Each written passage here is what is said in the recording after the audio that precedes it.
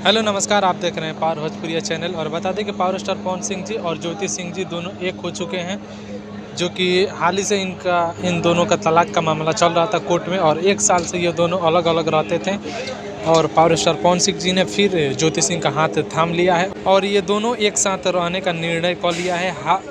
आखिर में जाकर ये दोनों एक हो ही गए और किसी का नज़र न लगे, भगवान न करे कि फिर इन लोगों में ऐसा कोई कुछ हो बिगड़े, क्योंकि ये दोनों बहुत ही अच्छे लगते हैं एक साथ रहते हैं तो।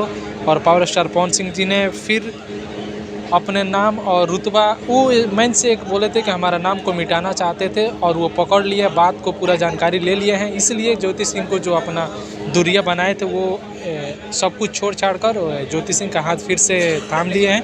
तो ये अपडेट भोजपुरी के लेटेस्ट अपडेट है, अभी निकल कर आया है, जो कि कल का ये फैसला हुआ है।